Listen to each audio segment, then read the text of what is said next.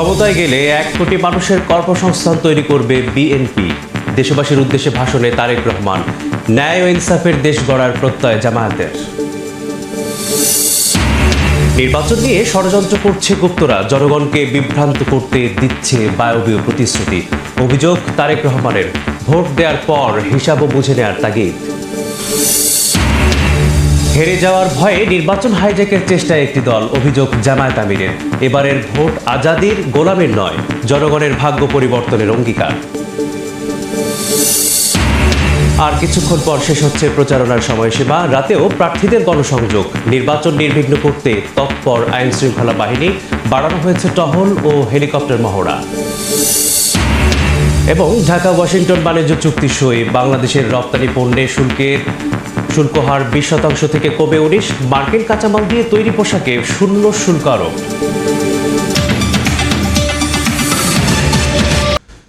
রাষ্ট্র পরিচালনার দায়িত্ব পেলে বেকারত্ব নিরসনে বিএনপি 1 কোটি কর্মসংস্থান তৈরি করবে বলে জানিয়েছেন দলটির চেয়ারম্যান তারেক রহমান।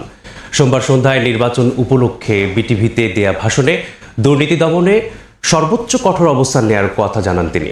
এ সময় অতীত ভুলের জন্য দুঃখ প্রকাশ করে দেশ গড়তে ধানের শীষে ভোট চান বিএনপি চেয়ারম্যান। শিল্প ও বাণিজ্যে দেশি বিদেশি বিনিয়োগ বৃদ্ধির মাধ্যমে দেশে বিদেশে 1 কোটি কর্মসংস্থান তৈরির লক্ষ্যমাত্রা নির্ধারণ করা হয়েছে। এভাবে পর্যায়ক্রমিকভাবে 1 কোটি কর্মসংস্থান তৈরির লক্ষ্যমাত্রা অর্জনের জন্য কয়েকটি সেক্টরকে বিশেষভাবে চিহ্নিত করে নতুন কর্মসংস্থান তৈরির উপায় এবং কর্মকৌশল নির্ধারণ করা হয়েছে। ফ্যাসিবাদের শাসন আমলে প্রতি বছর দেশ থেকে $16 বিলিয়ন পাচার করে দেওয়া হতো।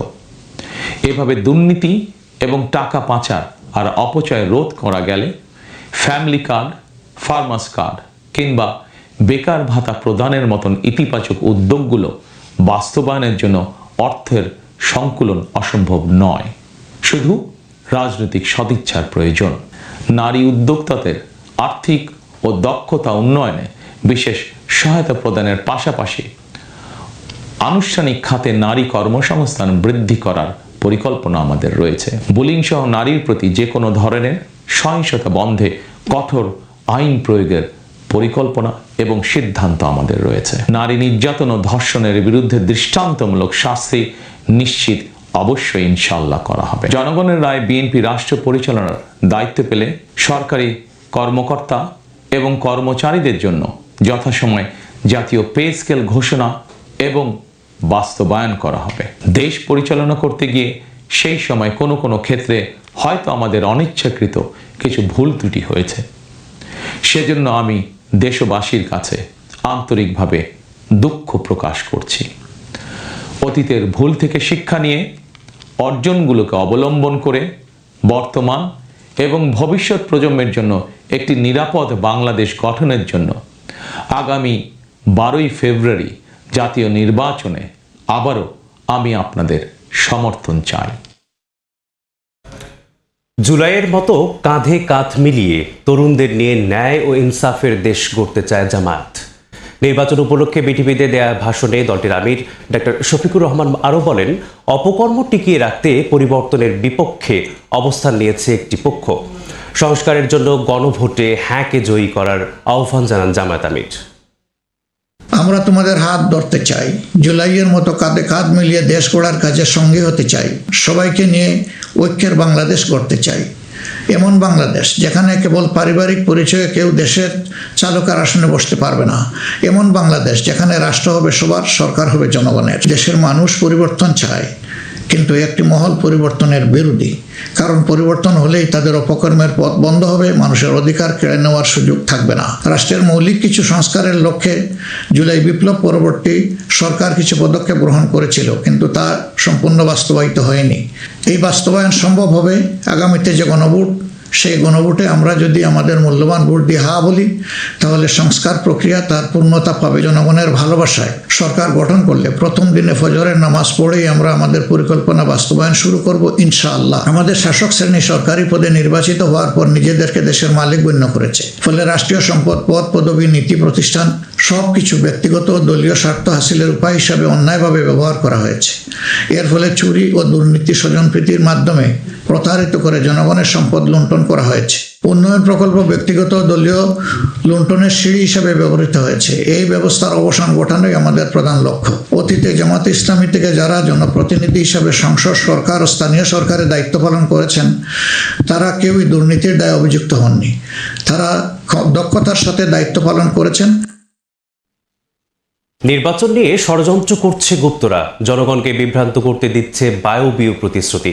রাজধানীতে নির্বাচনী জনসভায় এমন অভিযোগ করে বিএনপি চেয়ারম্যান তারেক রহমান আরও বলেন, ভোট দেওয়ার পর বুঝে নিতে হবে হিসাবও। এ সময় স্বৈরাচারের হাতে ভেঙে চুরে শেষ হওয়া দেশ পুনর্গঠনের অঙ্গীকার করেন তারেক রহমান।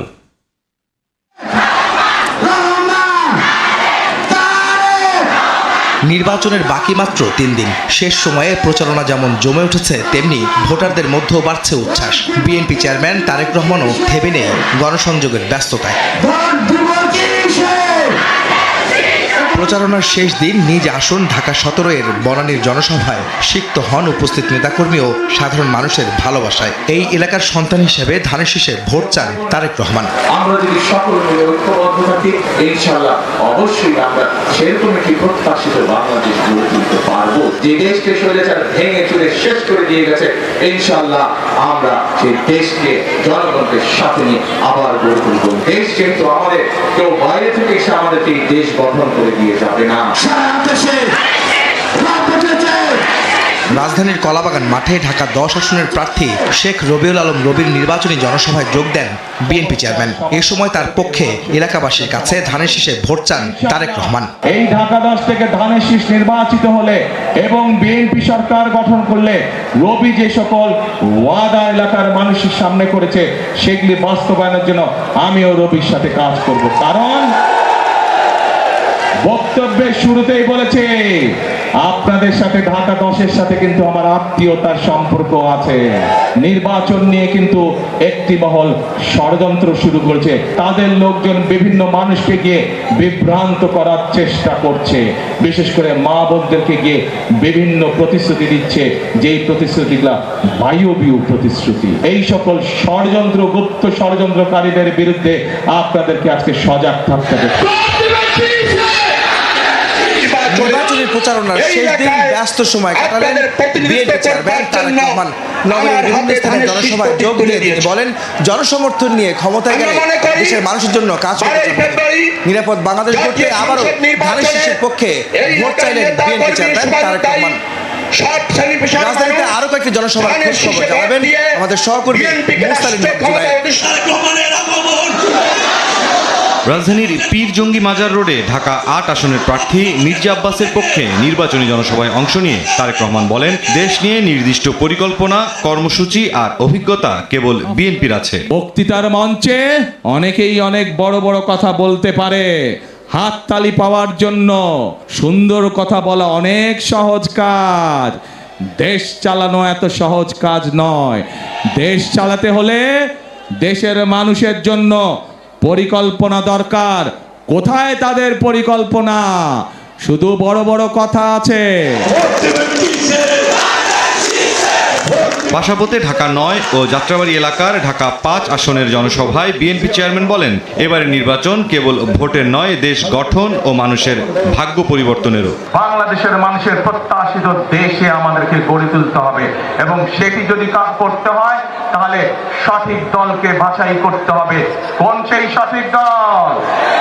ধানের শীষ। বেগম খালেদা জিয়া ২০০১ সালে যখন স্বৈরাচারের কাছ থেকে নির্বাচনের মাধ্যমে যখন দায়িত্বভার গ্রহণ করলেন, তখন বাংলাদেশের কপালে দুর্নীতিগ্রস্ত দেশ হিসেবে একটি তিলক ছিল।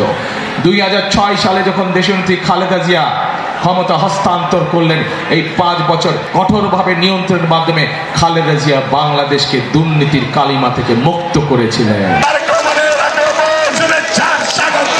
রাতে ঢাকা ৬ আসনের জনসভায় যোগ দিয়ে বিএনপির প্রার্থী ইশরাক হোসেনের পক্ষে ভোট চান তারেক রহমান। আগামী ১২ তারিখের নির্বাচনে আমাদেরকে সঠিকভাবে মানুষকে যাচাই করে নিতে হবে।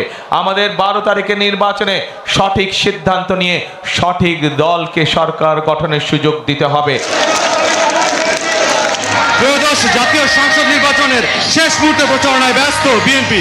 দলের চেয়ারম্যান আগামী দিনের দেশ গড়তে এবং জনগণের ভাগ্য পরিবর্তনে ঘোষণা করলেন নানা পরিকল্পনা ও কর্মসূচি, চাইলেন ধানের শীষের পক্ষে ভোট। রাজধানীর অন্যান্য পথসভাগুলো নিয়ে আরো জানাবেন সহকর্মী সানবীর রূপল। এছাড়া জুরাইনের ঢাকা 4 আসনের জনসভায় যোগ দিয়ে বিএনপি চেয়ারম্যান বলেন, ষড়যন্ত্রকারীদের চক্রান্ত রুখে দিতে নির্বাচনের দিন শেষ পর্যন্ত কেন্দ্র থেকে ভোট বুঝে নিতে হবে ভোটারদের। শুধু ভোট দিয়ে চলে আসলেই হবে না, একদম শেষ পর্যন্ত অপেক্ষা করতে হবে, কারণ এই ষড়যন্ত্রকারীরা তাদের এত দুষ্টামি বুদ্ধি আছে যে তারা কোনো না কোনো ষড়যন্ত্রের চেষ্টা করবে। ভোট শেষ হলে ভোট গুনে হিসাব নিকাশ বুঝে তারপরে বাড়িতে ফিরে আসবে। এরপর জাতীয় সংসদ নির্বাচনের আগে শেষ প্রচারণার জনসভায় যোগ দেন বিএনপি চেয়ারম্যান তারেক রহমান। ঢাকা 7 আসন সহ সারা দেশের বিএনপি মনোনীত সব প্রার্থীকে জয়যুক্ত করতে ধানের শীষে ভোট চান তারেক রহমান। আমরা কোন দেশ গড়তে চাই, জনগণের জন্য কি করতে চাই, পরিষ্কারভাবে আজকে আপনাদের সামনে আমি তুলে ধরেছি এবং তার উপরে ভিত্তি করে আজ আমি আপনাদের সমর্থন চাইছি। জনগণের কাছে আমি আমার সমর্থন চাইছি, ধানের শীষের পক্ষে ভোট চাইছি, সমর্থন চাইছি। আপনাদের সমর্থনকে পেতে পারে ভাই বোনেরা ইনশাআল্লাহ। সিলেট থেকে শুরু হওয়া বিএনপির নির্বাচনী প্রচারণা শেষ হয়েছে ঢাকায় এসে। শেষ দিনে দলটির চেয়ারম্যান তারেক রহমান ধানের শীষের পক্ষে ভোট চাইলেন। পাশাপাশি তিনি মনে করিয়ে দিলেন, আগামীর 12 তারিখের নির্বাচন শুধু জনপ্রতিনিধি বাছাই করার। ব্যাপী জনসভা শেষে মা বাবার কবর জিয়ারত করেছেন বিএনপি চেয়ারম্যান তারেক রহমান।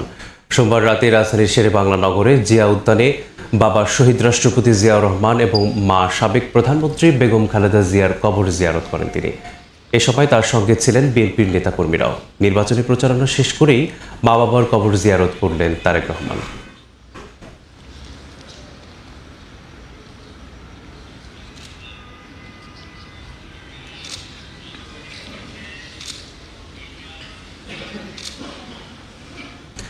হেরে যাওয়ার ভয়ে নির্বাচন হাইজ্যাকের চেষ্টা করছে একটি দল। নির্বাচনী সভায় এমন অভিযোগ করে জামায়াত আমির ডক্টর শফিকুর রহমান বলেন, এবারের ভোট আজাদির, গোলামির নয়। এ সময় ক্ষমতায় গেলে জনগণের ভাগ্য পরিবর্তনেরও অঙ্গীকার করেন তিনি। নির্বাচনী প্রচারণার শেষ দিনে সকাল থেকে ব্যস্ত 11 দলীয় ঐক্যের শীর্ষ নেতারা। রাজধানীর মোহাম্মদপুরে জনসভায় অংশ নেন জামায়াত আমির ডাক্তার শফিকুর রহমান, এনসিপি আহ্বায়ক নাহিদ ইসলাম, বাংলাদেশ খেলাফত মজলিস আমির মামুনুল হক সহ অন্যান্যরা। বাংলাদেশ খেলাফত মজলিসের বিশেষ অতিথির বক্তব্যে নাহিদ ইসলাম হুঁশিয়ারি দিয়ে বলেন, ভোট নিয়ে ষড়যন্ত্র হলে আগের ইসির মতোই পরিণতি হবে বর্তমানদেরও। ইলেকশন কমিশনকে বলছি, এতদিন যা করেছেন 12ই ফেব্রুয়ারি যদি কোনো ধরনের পক্ষপাতিত্ব করার পরিকল্পনা থাকে, ফ্যাসিস্ট আমলের ইলেকশন কমিশনের যেই পরিণতি হয়েছিল তার থেকেও ভয়াবহ পরিণত হবে এই ইলেকশন কমিশনের। প্রধান অতিথির বক্তব্যে জামায়াত আমির ডাক্তার শফিকুর রহমান অভিযোগ করেন, হেরে যাওয়ার ভয়ে নির্বাচন হাইজ্যাক করার চেষ্টা করছে একটি দল। একটা পক্ষ, একটা মহল নির্বাচনে হেরে যাওয়ার ভয়ে তারা একবারেই হতাশ হয়ে পড়েছে এবং হতাশা থেকে তারা এখন চূড়াই পথে নির্বাচনকে হাইজ্যাক করার চিন্তা করছে। গুন্ডাদেরকে লেলিয়ে দেওয়া হচ্ছে, অস্ত্রের ভান্ডার গড়ে তোলা হয়েছে, ভোট কেন্দ্র অন্যায়ভাবে দখল করে মানুষের ভোট কেড়ে নেওয়ার পায়তারা করা হচ্ছে। আমরা স্পষ্টভাবে বলে দিচ্ছি, জুলাই যোদ্ধারা ঘুমিয়ে পড়ে নাই। সভাপতির বক্তব্যে ঢাকা 13 আসনের প্রার্থী মামুনুল হক বলেন, নির্বাচিত হলে মোহাম্মদপুর থেকে সন্ত্রাস ও চাঁদাবাজি নির্মূল করা হবে। ইনসাফের পাল্লা দিয়ে মেপে নিজেদের হক বুঝে নিয়ে রিকশায় করে জাতীয় সংসদে পৌঁছতে হবে আমাদের ইনশাআল্লাহ। বিকেলে আগারগাঁওয়ে ঢাকা 15 আসনে নির্বাচনী গণমিছিলে অংশ নিয়ে জামায়াত আমির বলেন, 12ই ফেব্রুয়ারির নির্বাচন গোলামির নয়, আজাদির। ক্ষমতায় গেলে 18 কোটি মানুষের বিজয় নিশ্চিতের অঙ্গীকার করেন তিনি। নির্বাচিত হয়ে সরকার গঠনের সুযোগ পেলে ইনশাআল্লাহ তাআলা লাযিম আমরা নিজেদের ভাগ্য বদলের জন্য কাজ করব না, আমরা কাজ করব 18 কোটি মানুষের ভাগ্যের পরিবর্তন। 18 কোটি মানুষের বিজয় হলে আমাদের সকলের বিজয় হবে। কোন দল, কোন গোষ্ঠী, কোন পরিবারের বিজয় অতীতে বাংলাদেশকে শান্তি দিতে পারে না। আগারগাঁও থেকে শুরু হওয়া গণমিছিলটি বেগম রোকেয়া সরণি হয়ে মিরপুর 14তে গিয়ে শেষ হয়। নির্বাচন নির্বাচনী প্রচারণার শেষ দিনে এসে ঢাকা 15 আসনে এই বৃহৎ গণমিছিলে অংশ নেন জামায়াত আমির ডাক্তার শফিকুর রহমান। এই গণমিছিল থেকে তিনি দেশের 18 কোটি মানুষকে আহ্বান জানান একটি ন্যায় এবং ইনসাফ ভিত্তিক দেশ গঠনে তার হাতকে শক্তিশালী করা। সভা উঠান বৈঠকে ভোটারদের দ্বারে দ্বারে যান প্রার্থীরা। স্বাধীনতা বিরোধী ও নারী বিদ্বেষী শক্তিকে ভোট দিয়ে নাগরিক অধিকার নষ্ট না করার আহ্বান বিএনপির। আর এখনও লেভেল প্লেইং ফিল্ড নিশ্চিত হয়নি বলে অভিযোগ জামায়াতের।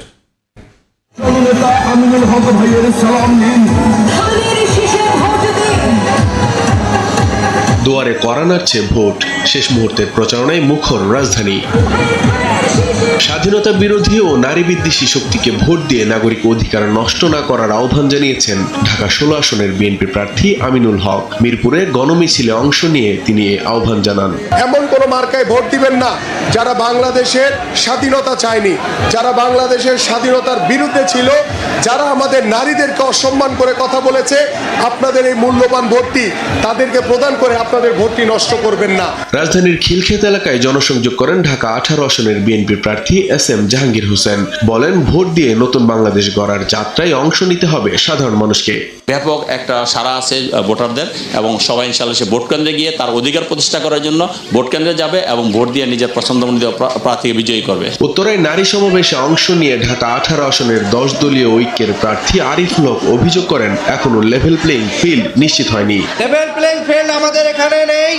আমরা দেখেছি ইতিমধ্যে আমাদের প্রতিদ্বন্দ্বী দল তারা আমাদের বোনদেরকে কাজে ডিস্টার্ব করতেছে, তাদেরকে নানা ধরনের হেনস্থা করতেছে। প্রচারণার শেষ দিনে রাজধানীর বাড্ডায় এক বিশাল গণমিছিলে অংশ নেন বিএনপির মনোনীত প্রার্থী ডক্টর MA কাইয়ুম। যারা গুপ্তভাবে আওয়ামী লীগের সঙ্গে মিলেমিশে থেকেছে তারা জনগণকে দেয়া প্রতিশ্রুতি রাখবে না বলে মন্তব্য করেন তিনি। যারা অতীতে নিজের নীতি আদর্শ ভুলে আওয়ামী লীগের সাথে মিলে মুনাফেকের মতো গোপনে গিয়ে তাদের সাথে আওয়ামী লীগ করেছে, তারা আর যাই করুক মানুষের সাথে যা বলবে এটা করবে না। গোরান এলাকায় প্রচারণা চালান ঢাকা 9 আসনের স্বতন্ত্র প্রার্থী তাসনিম জারা। চ্যালেঞ্জ মোকাবেলা করে নতুন ধারার রাজনীতি প্রতিষ্ঠার আশা ব্যক্ত করেন তিনি। আমরা যে স্বচ্ছতা এবং জবাবদিহিতার রাজনীতির পথে আছি সেটাতে মানুষ কতখানি আগ্রহী এবং কতখানি মুখী আছেন সেটা প্রতিফলিত হচ্ছে। সব জল্পনা কল্পনার অবসান ঘটিয়ে এখনো ভোট যুদ্ধের অপেক্ষা। আগামী বৃহস্পতিবার প্রায় 42,000 কেন্দ্রে ভোটাররা নির্ধারণ করবেন পরবর্তী 5 বছরের জন্য কারা সরকার গঠন করবে। আর কিছুক্ষণের মধ্যেই শেষ হচ্ছে ত্রয়োদশ জাতীয় সংসদ নির্বাচনের প্রচারণার সময়সীমা। তাই ভোটের আগের শেষ সুযোগ কাজে লাগাতে রাতেও নির্বাচনী এলাকায় মিছিল, পথসভা ও ঘরে ঘরে ভোট চাওয়ার কর্মসূচিতে অংশ নেন প্রার্থীরা। বিভিন্ন জেলার গুরুত্বপূর্ণ আসনে রাতের বেলায়ও প্রার্থীদের প্রচারণায় মুখর ছিল। ভোটারদের কাছে উন্নয়ন পরিকল্পনা, কর্মসংস্থান ও জনকল্যাণমূলক প্রতিশ্রুতি তুলে ধরেন বিভিন্ন দলের প্রার্থীরা।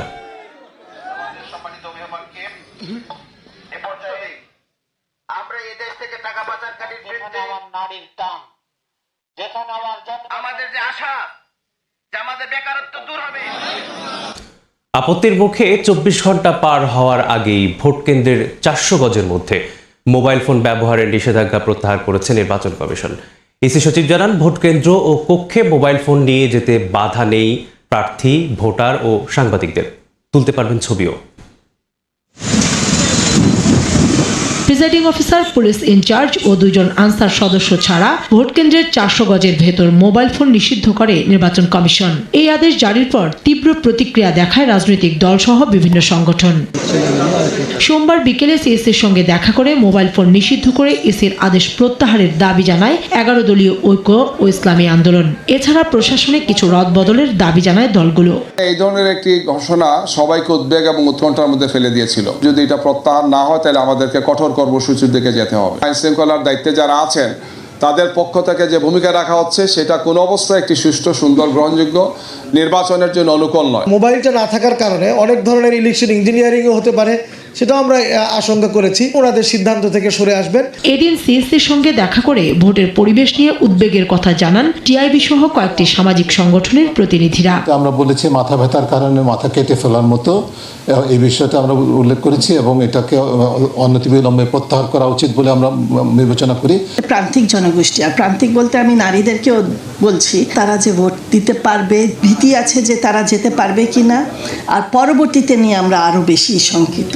বিভিন্ন মহলের আপত্তির মুখে মোবাইল ফোন নিয়ে দেয়া নির্দেশনা সংশোধন করে ইসি সচিব জানান, মোবাইল ফোন নিয়ে ভোট কেন্দ্র ও কক্ষে যেতে বাধা নেই প্রার্থী, ভোটার ও সাংবাদিকদের। সংবাদকর্মীরা বা অবজারভার্স মোবাইল ফোন নিয়ে ভোটাররা ভিতরে যাবেন এবং প্রার্থীরা যাবেন, তাদের এজেন্টরা যাবেন, polling officers, assistant presiding officer, তাদের কাছে এটা রাখবো না।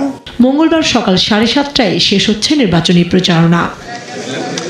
কাউসারা চৌধুরী কুমুর। দুর্গম এলাকা হওয়ায় 2 দিন আগেই খাগড়াছড়ির 3টি কেন্দ্রে পাঠানো হয়েছে ব্যালট।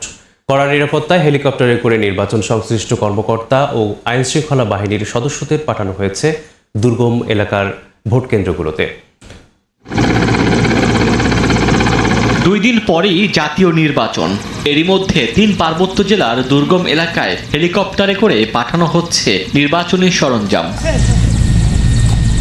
খাগড়াছড়ির 298 নম্বর সংসদীয় আসনের 3টি ভোট কেন্দ্র অতি দুর্গম এলাকায় সোমবার সকালে কড়া নিরাপত্তায় সেনাবাহিনীর হেলিকপ্টারে করে নারায়ণছড়ি, শুকনাছড়ি ও ফুত্তাছড়ি কেন্দ্রে পাঠানো হয় ব্যালট সহ নির্বাচনী সরঞ্জাম। জেলা নির্বাচন কর্মকর্তা জানান, নিশ্ছিদ্র নিরাপত্তা নিশ্চিতে 2 দিন আগেই হেলিকপ্টারে নির্বাচন সংশ্লিষ্ট কর্মকর্তা ও আইনশৃঙ্খলা বাহিনীর সদস্যদের পাঠানো হয়েছে দুর্গম এলাকার ভোট কেন্দ্রগুলোতে। এদিকে জাতীয় নির্বাচনে প্রার্থীদের ব্যালট পেপার ও গণভোটের ব্যালট হস্তান্তর প্রক্রিয়া সম্পন্ন করেছে যশোর জেলা রিটার্নিং কর্মকর্তার কার্যালয়। কেন্দ্রীয়ভাবে ছাপানো ব্যালট পেপার প্রথমে জেলা প্রশাসকের তত্ত্বাবধানে সংরক্ষণ করা হয়। এরপর পুলিশ ও আনসার বাহিনীর নিরাপত্তায় ব্যালট পেপার উপজেলা সহকারী রিটার্নিং কর্মকর্তার কার্যালয়ে হস্তান্তর করা হয়। জেলার 6টি সংসদীয় আসনের 8 উপজেলার সংশ্লিষ্ট কর্মকর্তারা জেলা রিটার্নিং কর্মকর্তার কার্যালয় থেকে ব্যালট বুঝে নেন। খুলনায় নিরাপত্তা নিশ্চিত করে ব্যালট পেপার সংশ্লিষ্ট উপজেলায় পাঠানো হয়। জেলার নির্বাচন কর্মকর্তা জানান, ভোট সরঞ্জামগুলো ভাগ করে 6টি আসনের 840টি ভোট কেন্দ্রে 11 ফেব্রুয়ারি হস্তান্তর করা হবে। এছাড়া ফরিদপুরে কঠোর নিরাপত্তায় সংশ্লিষ্ট সহকারী রিটার্নিং কর্মকর্তার প্রতিনিধির কাছে ব্যালট পেপার হস্তান্তর করা হয়। কোনো হুমকি নেই জানিয়ে ডিএমপি কমিশনার বলছেন, এবার নিরপেক্ষভাবে দায়িত্ব পালনের উদাহরণ সৃষ্টি করা হবে। রাজধানীতে সংবাদ সম্মেলনে তিনি হুঁশিয়ারি করেন, কেউ ভোটের পরিবেশ নষ্টের চেষ্টা করে সফল হতে পারবে না। ত্রয়োদশ জাতীয় সংসদ নির্বাচন ও গণভোট সামনে রেখে রোববার থেকে সারা দেশে মোতায়েন হচ্ছে আইন শৃঙ্খলা বাহিনীর প্রায় 10 লাখ সদস্য। নির্বাচন উপলক্ষে রাজধানীতে নেওয়া হয়েছে বাড়তি নিরাপত্তা ব্যবস্থা। সোমবার সকালে ডিএমপি কমিশনার তুলে ধরেন ঢাকার নিরাপত্তার পুরো পরিকল্পনা। জানান, রাজধানীর 2131টি ভোট কেন্দ্রের মধ্যে গুরুত্বপূর্ণ হিসেবে চিহ্নিত হয়েছে 1614টি। ঝুঁকিপূর্ণ কেন্দ্রে থাকবে 7 জন করে পুলিশ সদস্য আর গুরুত্বপূর্ণ কেন্দ্রে 4 জন। নির্বাচনে ঢাকায় কোনো হুমকি নেই, বরং স্বাভাবিকের চেয়ে পরিবেশ ভালো দাবি তার। নাই, পরিবেশ দেখতেছেন না, স্বাভাবিক সময়ের চেয়ে ভালো পরিবেশ চলতেছে। ক্রাইম নাই, ল অ্যান্ড অর্ডার সমস্যা নাই, রাস্তা ব্লকিং নাই, খুবই ভালো পরিবেশ উপস্থিতি আছে, প্রশ্নবিদ্ধ করার সুযোগ নেই। প্রশ্নোত্তরে ডিএমপি কমিশনার বলেন, অতীতের নির্বাচনে পুলিশকে রাজনৈতিক উদ্দেশ্যে ব্যবহার করা হয়েছে, এবার সেটি হবে না। নিরপেক্ষভাবে কাজ করে উদাহরণ তৈরির আশা ডিএমপি প্রধানের। অতীতে নির্বাচনে পুলিশকে যেভাবে ব্যবহার করা হয়েছে, সেই কালিমামুক্ত হয়ে জাতিকে একটি অর্থবহ ও সর্বজন গ্রহণযোগ্য নির্বাচন উপহার দিতে আমরা প্রতিশ্রুতিবদ্ধ। এদিকে আনসার ও গ্রাম প্রতিরক্ষা বাহিনীর সদস্যদের ভোট কেন্দ্রে নিরপেক্ষভাবে দায়িত্ব পালনের নির্দেশ দিয়েছেন বাহিনীর মহাপরিচালক। রাজধানীর আর্মি স্টেডিয়ামে আনসারের নির্বাচনী সমাবেশে এমন নির্দেশ দেন তিনি। কোনোভাবে ভোট কেন্দ্র ছাড়া যাবে না।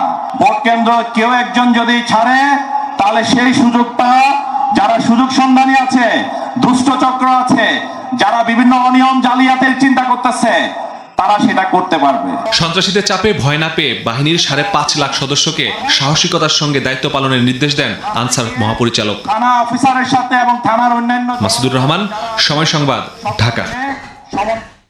ত্রয়োদশ জাতীয় সংসদ নির্বাচনে নির্বিঘ্ন ভোটাধিকার প্রয়োগ, নির্বাচনী উপকরণ সুরক্ষা ও সহিংসতা প্রতিরোধে নিরলসভাবে কাজ করছে আইন শৃঙ্খলা বাহিনী। কেউ বিশৃঙ্খলা তৈরির চেষ্টা করলে কঠোরভাবে দমনের হুঁশিয়ারি দিয়েছেন কোস্টগার্ডের মহাপরিচালক। জরুরি পরিস্থিতি মোকাবেলায় নিয়োজিত থাকবে হেলিকপ্টার ও ডগ স্কোয়াড ইউনিট। ত্রয়োদশ জাতীয় সংসদ নির্বাচন ও গণভোট নির্বিঘ্ন করতে তৎপর আইন শৃঙ্খলা বাহিনী। বাড়ানো হয়েছে যৌথ বাহিনীর টহল ও হেলিকপ্টার মহড়া। দুর্গম চরাঞ্চলে নির্বাচনকালীন জরুরি পরিস্থিতি মোকাবিলায় প্রস্তুতির অংশ হিসেবে লালমনিরহাট ও নীলফামারীতে সেনাবাহিনীর হেলিকপ্টারে প্যারা কমান্ড মহড়া অনুষ্ঠিত হয়েছে। চুয়াডাঙ্গায় জরুরি পরিস্থিতি মোকাবিলায় নিয়োজিত রয়েছে বিজিবির হেলিকপ্টার সহ quick response force, rapid action team, dog squad unit, drone ও বডি ওন ক্যামেরা। চাঁদপুরের বিভিন্ন নির্বাচনী এলাকার আইন শৃঙ্খলা পরিস্থিতি পরিদর্শন করেন কোস্ট গার্ডের মহাপরিচালক অ্যাডমিরাল জিয়াউল হক। বলেন, উপকূলীয় অঞ্চল নদী বেষ্টিত দুর্গম এলাকার নিরাপত্তায় নিরলসভাবে দায়িত্ব পালন করছে তার বাহিনী। ড্রোন সহ বিভিন্ন উন্নত মানের কমিউনিকেশন ব্যবস্থা নিয়ে আমরা ইভেন এই এলাকাতেও এসেছি, যাতে আমরা যে কোনো ধরনের আশঙ্কা বা গোলযোগের পূর্বাভাস আমরা মনিটরিং এবং সার্ভেলেন্সের ভিতরে পেতে পারি। পেশাদারিত্ব এবং অন্যান্য বাহিনীর সঙ্গে সমন্বিত অভিযানের সক্ষমতা আরও দৃঢ় করতে মৌলভীবাজার ও কুমিল্লার চান্দিনায় সেনা ক্যাম্পে অনুষ্ঠিত হয় যৌথ বাহিনীর নিরাপত্তা মহড়া। সাতক্ষীরায় আনসার ও গ্রাম প্রতিরক্ষা বাহিনীর সদস্যদের ভোট কেন্দ্রে নিরপেক্ষভাবে দায়িত্ব পালনের নির্দেশ দিয়েছেন বাহিনীর খুলনা রেঞ্জের উপমহাপরিচালক। এই নির্বাচনে শতভাগ প্রশিক্ষণ প্রাপ্ত লোকদেরকে মনোনীত করে নির্বাচন কেন্দ্রের দায়িত্ব প্রদান করছি। রাজশাহীতে নির্বাচনকালীন 1,10,000-এর বেশি আইন শৃঙ্খলা বাহিনীর সদস্য মোতায়েনের কথা জানিয়েছেন বিভাগীয় কমিশনার ডক্টর আ.ন.ম বজলুর রশিদ। আমরা এবার সর্বোচ্চ সংখ্যক সেনাবাহিনী ডিপ্লয় হয়েছে, সর্বোচ্চ সংখ্যক বিজিবি ডিপ্লয় হয়েছে। প্রতিটি উপজেলাতে আমাদের প্রায় 3,000-এর বেশি আইন শৃঙ্খলা বাহিনী আছে। রাজশাহী বিভাগের প্রতিটি ভোট কেন্দ্রে 13 জন আনসার ও 4 জন করে পুলিশ সদস্য দায়িত্বে থাকবেন। অনলাইনে যুক্ত থাকবে পুলিশের 2,159টি body worn camera. Nazmul Hasan Pulok, Somoy Sangbad. ত্রয়োদশ জাতীয় সংসদ নির্বাচনে 66.3% ভোটারের পছন্দ বিএনপি। প্রধানমন্ত্রী হিসেবে শীর্ষে রয়েছেন তারেক রহমান। বিএনপি জোট 208টি এবং জামায়াত ইসলামী 46টি আসনে জয়লাভ করতে পারে। সোমবার বিকেলে রাজধানীর কেআইবি মিলনায়তনে এক জরিপ ফলাফলে এই তথ্য জানিয়েছে বেসরকারি গবেষণা সংস্থা evidence associates for social development. সংস্থাটির জরিপে দেখা গেছে সর্বোচ্চ 66.3% ভোটার বিএনপিকে ভোট দেওয়ার ইচ্ছা প্রকাশ করেছেন। অন্যান্য দলের মধ্যে জামায়াত 11.9, জাতীয় পার্টি 4 এবং এনসিপি 1.7% ভোটারের সমর্থন পেয়েছে। স্বতন্ত্র প্রার্থীদের পক্ষে মত দিয়েছেন মাত্র 2.6% ভোটার। জরিপের তথ্য মতে 80% আওয়ামী লীগ সমর্থক আগামী নির্বাচনে বিএনপিকে এবং 15% জামায়াতকে ভোট দেওয়ার ইচ্ছা প্রকাশ করেছেন।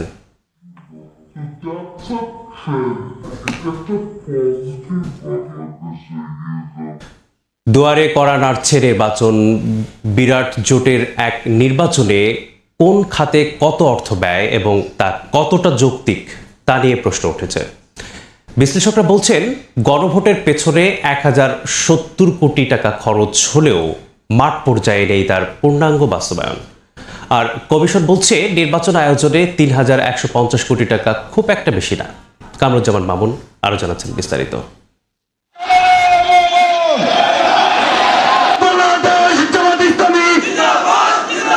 মাত্র 2 বছরের ব্যবধানে আবারও দেশে অনুষ্ঠিত হতে যাচ্ছে জাতীয় সংসদ নির্বাচন। তবে এবার সঙ্গে রয়েছে গণভোট। কেমন খরচ হচ্ছে এবারের নির্বাচনে তার খাতোয়ারি বিশ্লেষণে দেখা যায় 3,150 কোটি টাকার আকাশচুম্বী এ বাজেটের সিংহভাগই খরচ হচ্ছে আইন শৃঙ্খলা বাহিনীর পেছনে, যার পরিমাণ 1,400 কোটি টাকা। পোস্টাল ব্যালটে 123টি দেশের 15,33,682 জন ভোটারের প্রতিজনের পেছনে খরচ হয়েছে 700 টাকা করে। মোট বাজেট ভাগ করলে দেশে ভোটার প্রতি মাথাপিছু খরচ 264 টাকা। আর যে গণভোট নিয়ে এত আয়োজন, তাতে ব্যয় ধরা হয়েছে 1,070 কোটি টাকা। নির্বাচন কমিশন বলছে, গণভোটের কারণে খরচ বাড়লেও ভোট আয়োজনের ব্যাপ্তির তুলনায় 3,150 কোটি টাকা বেশি না। নির্বাচনের জন্য অতীতে কি পরিমাণ খরচ হয়েছে, এটার সাথে যদি আপনি গণভোটের খরচটা অ্যাড করেন, এটার সাথে যদি আপনি পোস্টাল ব্যালটের বিষয়টি যুক্ত করেন এবং এটার সাথে যদি আইটি সাপোর্টের যে বিষয়টি আপনি যুক্ত করেন, সব কিছু মিলে আমরা আমাদের আয়োজনটা এত বেশি ব্যাপক, সেই ব্যাপকতার তুলনায় নির্বাচন কমিশন মনে করে মানে কি বলে যে একবারে ন্যূনতম পর্যায়ে যেটি না করলেই নয়, সেই ব্যয়টি আমরা এবার করতে যাচ্ছি। ব্যালট থেকে শুরু করে জনশক্তি নিয়োগ সব জায়গায় দূরদর্শিতা ও প্রচারণার ঘাটতিকে দোষে বিশ্লেষক বলছেন নির্বাচনী ব্যয় কমানোর যথেষ্ট সুযোগ ছিল, এখনো আছে। একই ব্যালটের মধ্যে আপনি প্রার্থীকেও রাখতে পারতেন, আবার ধরেন গণভোটটা একটা সিম্বল দিয়েই সেটা প্রকাশ পায়। তো এখানে একটা ব্যালটের খরচ কমে যেত। এগুলো ওয়ার্ক করবে তখনই যদি আপনার সঠিক প্রচারণাটা হয়, মানে গণভোট নিয়ে যে প্রচারণাটা, এটা একটা হোল মানে প্রসেসের দুর্বলতার একটা বড় অংশ বলে আমি মনে করি। সৃজনশীলভাবে চিন্তা করলে খরচ কমানোর অনেক সুযোগ ছিল এবং এটা আছে, এখনো আছে। গত 25 বছরে দেশে নির্বাচনী ব্যয় বেড়েছে 43 গুণ। একেবারে ঘাড়ে নিঃশ্বাস ফেলছে নির্বাচন। সংসদ শুধু খালি চেয়ার পূরণের না হয়ে তা হোক জনআস্থার, জবাবদিহিতার। দেশবাসীর পকেটের হাজারো কোটি টাকা ব্যয়ে নির্বাচিত পরবর্তী সরকারকে সফল হতে হবে নতুন বাংলাদেশের চ্যালেঞ্জ নিতে বলছেন বিশ্লেষকরা। কাপ ফুটবলের বাংলাদেশ দল নিয়ে লুকোচুরি বাফুফের। আনিকা আলপিদের নিয়ে 26 সদস্যের দল ঘোষণা করে বিজ্ঞপ্তি প্রকাশের পর সরিয়ে নিল ফেডারেশন। তবে এই দলেও উপেক্ষিত রয়ে গেছেন ফুটসালের অভিষেক আসরে দেশকে শিরোপা উপহার দেয়া সাবিনা মাসুরারা। প্রথমবারের মতো ডাক পেয়েছেন সুইডেন প্রবাসী ফুটবলার আনিকা। এছাড়াও নতুন মুখ আলপি ও সৌরভী আফরিন। এদিকে বাফুফের একাধিক সূত্রে খবর 2-1টা পরিবর্তন আনা হলেও এটাই হবে নারী এশিয়ান কাপের চূড়ান্ত দল। নারী এশিয়ান কাপ সামনে রেখে শেষ সময়ের প্রস্তুতিতে ব্যস্ত ফুটবলাররা। এবার কঠিন গ্রুপে পড়েছে বাংলাদেশ। 1 থেকে 21 মার্চ অস্ট্রেলিয়ার 5 ভেন্যুতে হবে নারী এশিয়ান কাপের ম্যাচগুলো। বাংলাদেশের গ্রুপে আছে 9 বারের চ্যাম্পিয়ন চীন ও 3 বারের চ্যাম্পিয়ন নারীদের র্যাঙ্কিং এর 9 নম্বরে থাকা দল উত্তর কোরিয়া। 12 দলের টুর্নামেন্টে 4টি করে দেশ লড়বে নকআউটের জন্য। 3 গ্রুপ থেকে সেরা 2 দল সরাসরি যাবে কোয়ার্টার ফাইনালে। গ্রুপ পর্বে তৃতীয় হওয়া 3 দলের সেরা 2 দলও পাবে শীর্ষ 8-এর টিকিট। সামর্থ্যের সেরাটা দিতে পারলে বাংলাদেশের সামনেও সুযোগ থাকবে কোয়ার্টার ফাইনাল নিশ্চিত করার। তা করতে পারলে 2027 নারী ফুটবল বিশ্বকাপের পাশাপাশি 2028 সালের অলিম্পিকেও খেলার সুযোগ পেতে পারে আফিদারা। হাতে সময় নেই খুব একটা। গ্রুপের অন্য 2 প্রতিপক্ষ চীন, নর্থ কোরিয়া ও উজবেকিস্তান, যেখানে একের পর এক দেশের সঙ্গে প্রস্তুতি ম্যাচ খেলায় ব্যস্ত। সেখানে চূড়ান্ত দল নিয়ে ধোঁয়াশা তৈরি করে রেখেছে ফেডারেশন। নারী দলের ক্যাম্প শুরুর আগে 26 সদস্যের দল দেওয়ার কয়েক ঘন্টার মধ্যেই সংশোধন আনে বাফুফে। বলা হয় সেটা এশিয়ান কাপ নয়, বরং এশিয়ান কাপের অনুশীলনের জন্য ডাকা দল। নেপালে অনূর্ধ্ব 19 নারী সাফ চ্যাম্পিয়নশিপ শেষে আবারও দল ঘোষণা করেছে বাফুফে। এবার দেয়া হয়েছে 26 সদস্যের চূড়ান্ত দল। প্রথমবারের মতো সুযোগ পেয়েছেন সুইডেন প্রবাসী ফুটবলার আনিকা রানিয়া সিদ্দিকি। সুইডেনের ক্লাব ব্রোম্পসকর্নের অনূর্ধ্ব 19 দলে খেলেছেন তিনি। সিনিয়র দলেও অভিষেক হয়ে গেছে তার। ইউরোপের অভিজ্ঞতা এবার দেশের ফুটবলে কাজে লাগানোর চ্যালেঞ্জ 20 বছর বয়সী এই ফুটবলারের। মাত্রই ভারতের কাছে হেরে অনূর্ধ্ব 19 সাফে রানার্স আপ হয়েছে বাংলাদেশ। সে দল থেকে সুযোগ পেয়েছেন আলপি আক্তার। আসলে সেরা খেলোয়াড় নির্বাচিত হয়েছেন এই ফরওয়ার্ড। এবার সিনিয়র দলেও নিজেকে মেলে ধরার অপেক্ষায় তিনি। এছাড়াও প্রথমবারের মতো ডাক পেয়েছেন ডিফেন্ডার সৌরভী আফরিন। দলে ফিরেছেন আইরিন খাতুন ও সুরভি আকন্দ প্রীতি। দলে গোলরক্ষক হিসেবে রাখা হয়েছে স্বপ্না মিলি ও অভিজ্ঞ রূপনাকে। আক্রমণে রাখা হয়েছে সাগরিকা সুরভি, শামসুন নাহার জুনিয়র, তহুরা ও সুলতানাকে। রক্ষণে আফিদা কোহাতি, আফরিন নবিরন, শিউলি, শামসুন নাহার সিনিয়র ও হালিমা। মাঝমাঠে স্বপ্না রানী, মুনকি, আইরিন শাহেদা, উমহেলা, ঋতুপর্ণা, মনিকা, আনিকা রানিয়া ও উন্নতি। এছাড়াও স্ট্যান্ড বাই তালিকায় রাখা হয়েছে অর্পিতা, সিনহা জাহান, শান্তি মার্ডি ও তনিমা বিশ্বাসকে। ফুটসাল জয়ের পরেও দলে উপেক্ষিত রয়ে গেছেন সাবিনা সুমাইয়ারা। তবে সংবাদ বিজ্ঞপ্তি প্রকাশ করার কিছু সময়ের মাঝেই দলের তালিকা সরিয়ে নিয়েছে বাফুফে। তবে ফেডারেশন সূত্রে খবর 2-1টা পরিবর্তন হলেও এটাই চূড়ান্ত বাংলাদেশের এশিয়ান কাপের দল। পারভিন আক্তার। বাংলাদেশ নারী ফুটবল লিগের শেষ দিকে এসে ট্রফি উন্মোচন করলো বাংলাদেশ ফুটবল ফেডারেশন, যেখানে উপস্থিত ছিলেন 11 দলের অধিনায়ক। শেষ মুহূর্তে বাফুফের এমন আয়োজন নিয়ে আক্ষেপ প্রকাশ করেছেন ফুটবলাররা।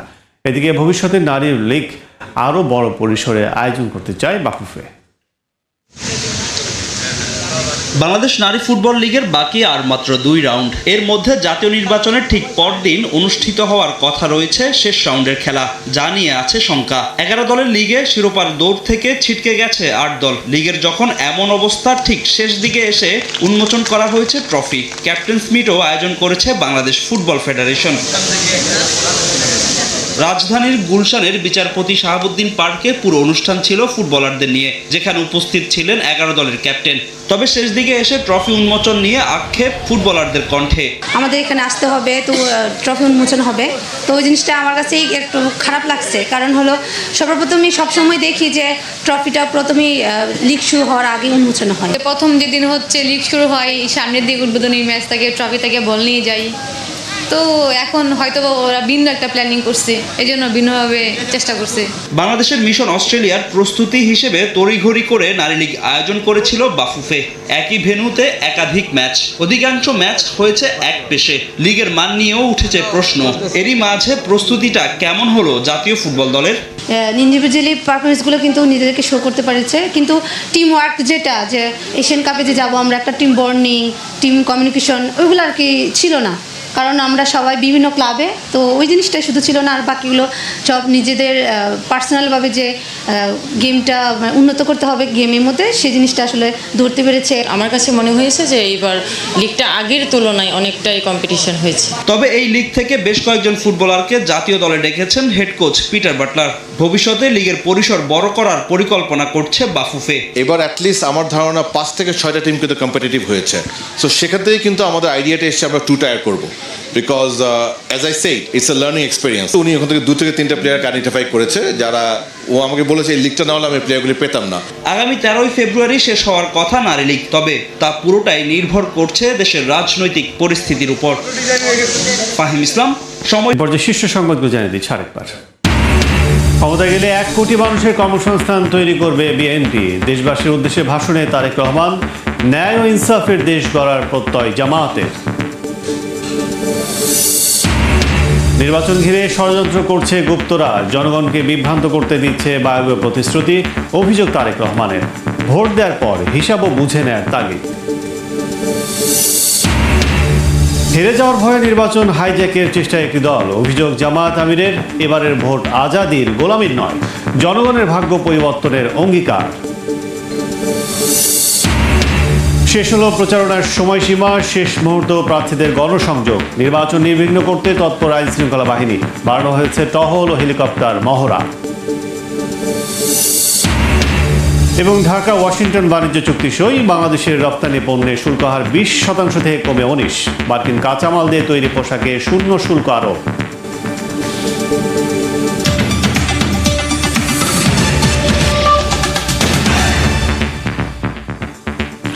এই ছিল ভোরের সময়।